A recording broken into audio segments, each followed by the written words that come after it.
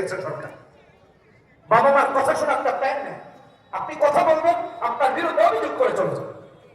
আর যদি তারও আগে করে তাহলে বাচ্চাদেরকে নিয়ে যায়, ওদের সিস্টেম আছে, ওখানে নেই ঘর পা বাবা মা থেকে দূরে সরিয়ে দেবে। আমরা পর্যালোচনা করতেছিলাম যে দেখেন, সন্তানকে যদি কোরআন না শিক্ষা দেন তাহলে এই অন্ধকার সমাজ থেকে মুক্তির কোনো উপায় নাই। আমি একটা দৃষ্টান্ত দিই, সেখানে যে কথাগুলো বলেছিলাম, ধরুন আপনি একটা ছেলে একটা মেয়েকে পাললেন 18 বছর পর্যন্ত, আপনি 18 বছর তার দেখাশোনা করলেন।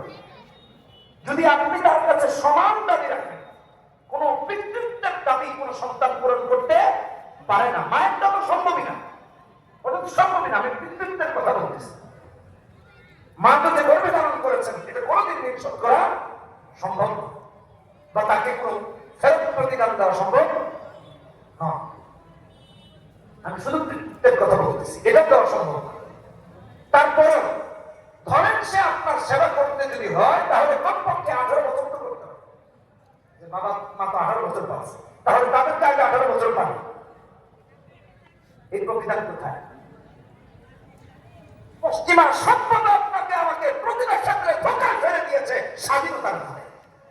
স্বাধীনতার নামে এটা ইনসাফ নয়, এটা ন্যায় নয়, এটা সাম্য নয়। ভালো করে পুরো কওয়ামিনা লিল্লাহি শুহাদা বিল কিসত বলেছে সূরা মাইদা। ইনসাফের ধর্ম হলো ইসলাম, ন্যায়ের ধর্ম হলো ইনসাফ।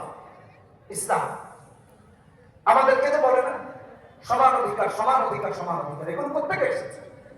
বিধর্মীদের থেকে এসেছে। আপনি সমান অধিকার কেমনে দিবেন ভাই? একটা পুরুষ যত জোরে চিৎকার দিতে পারবে সমান চিৎকার নারী দিতে পারবে? কথা বলেন।